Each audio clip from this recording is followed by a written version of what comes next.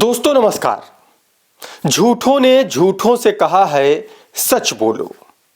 सरकारी ऐलान हुआ है सच बोलो और घर के अंदर एक झूठों की मंडी है। दरवाजे पर लिखा हुआ है सच बोलो। राहत इंदौरी साहब की ये लाइनें सरकार को दरअसल बहुत चुभती हैं।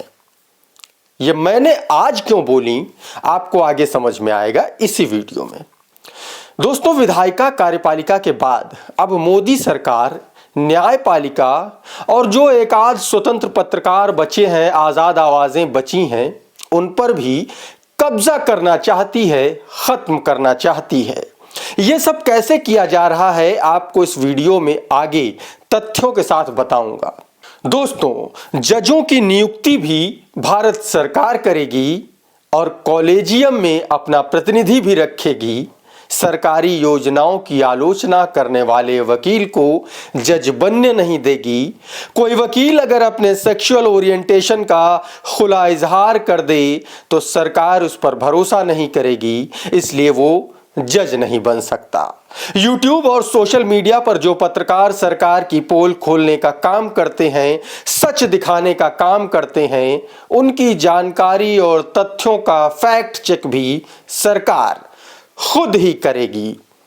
टीवी पर सरकार का नियंत्रण पहले से ही है, तो क्या मान लिया जाए कि इस देश में इमरजेंसी का एक पूरा इकोसिस्टम बन चुका है?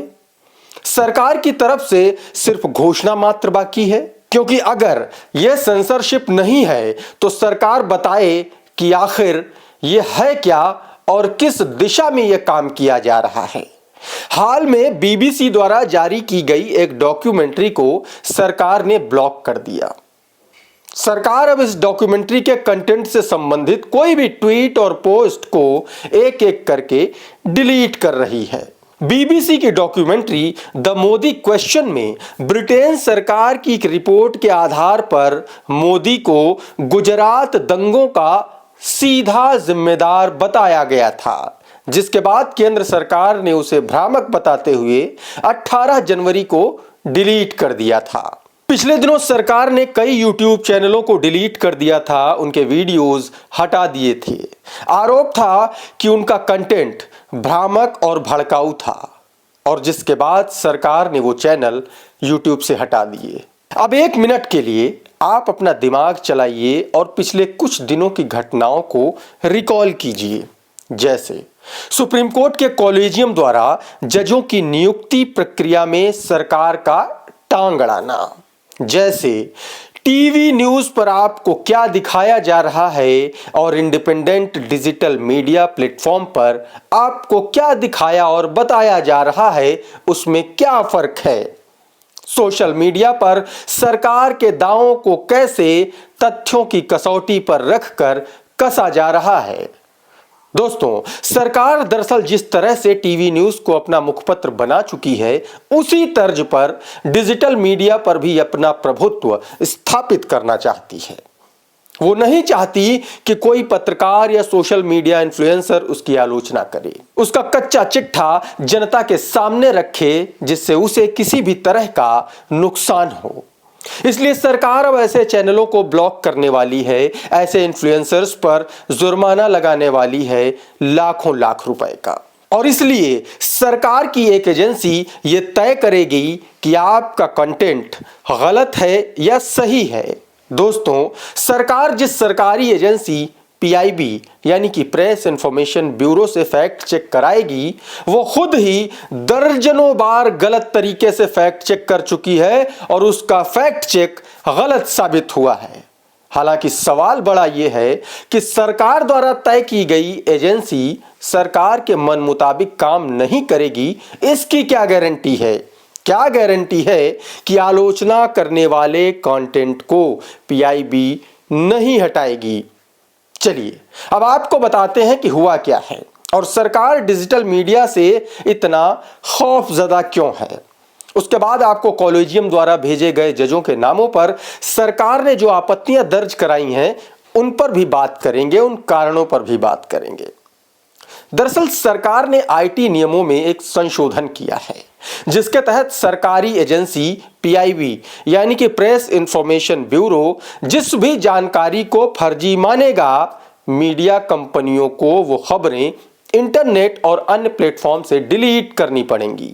इससे बिना किसी न्यायिक निरीक्षण के देश में कहीं भी पब्लिश खबरों को ब्लॉक करने, हटाने या बदलने का अधिकार होगा। इस मामले पर कांग्रेस ने भी सरकार को घेरा है। कांग्रेस ने कहा है कि सच बोलने वालों से इस सरकार को कैसे बचाया जाए, देश के सामने सच को कैसे छुपाया जाए, और इसलिए मोदी सरकार नए आईटी रूल लाई है। सूचना प्रौद्योगिकी नियमों के मसौदे में नए संशोधन को अभिव्यक्ति की आजादी पर चोरी छिपे हमला करार दिया और इसे वापस लेने की मांग की। इसमें सोशल मीडिया कंपनियों को उन समाचार लेखों को हटाने के लिए कहा गया है जिन्हें पत्र सूचना कार्यालय द्वारा यानी कि पीआईबी द्वारा फर्जी माना गया है।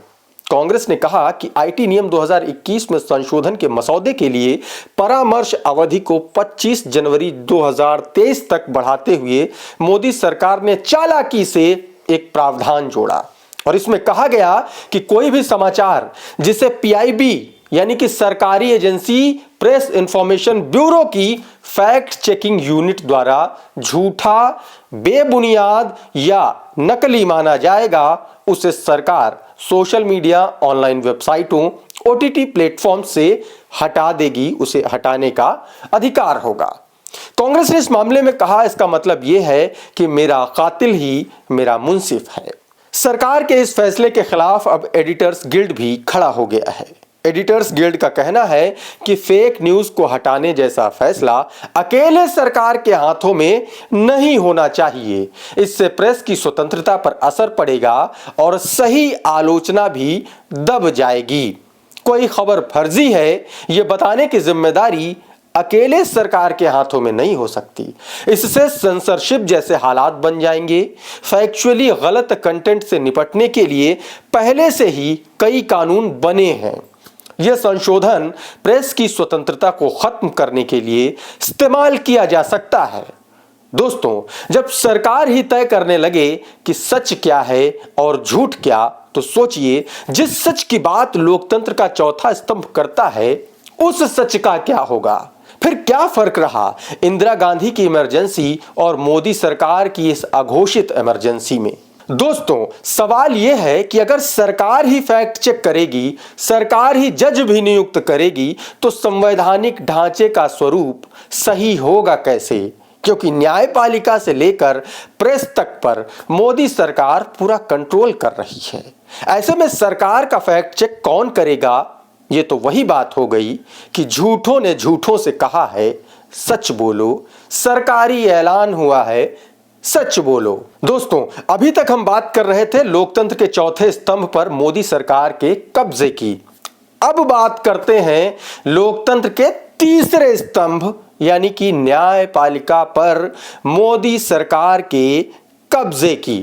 दोस्तों, सुप्रीम कोर्ट कॉलेजियम ने फिर से उन्हीं 5 जजों के नाम सरकार को नियुक्ति के लिए भेजा है जिन पर सरकार पहले से ही राजी नहीं है। दोस्तों, सरकार क्यों नहीं राजी है, आपको उनके नामों के हिसाब से बताते हैं। पहला नाम सौरभ कृपाल। सौरभ कृपाल सुप्रीम कोर्ट के वरिष्ठ अधिवक्ता हैं और कॉलेजियम ने इन्हें दिल्ली हाई कोर्ट का जज नियुक्त करने की सिफारिश केंद्र सरकार से की है। लेकिन सौरभ के नाम पर सरकार इसलिए आपत्ति जता रही है क्योंकि सौरभ के साथी एक स्विस नागरिक हैं और सौरभ ने अपने सेक्सुअल ओरिएंटेशन का खुलासा खुले तौर पर उसका इजहार किया है। दूसरा नाम सोमशेखर सुंदर सेन का। एडवोकेट सोमशेखर सुंदर सेन कमर्शियल कानून के एक्सपर्ट हैं। सरकार को इनसे आपत्ति इसलिए है क्योंकि ये कई ऐसे मामलों को लेकर सोशल मीडिया पर अपने विचार रखते हैं जो अदालतों में विचाराधीन हैं।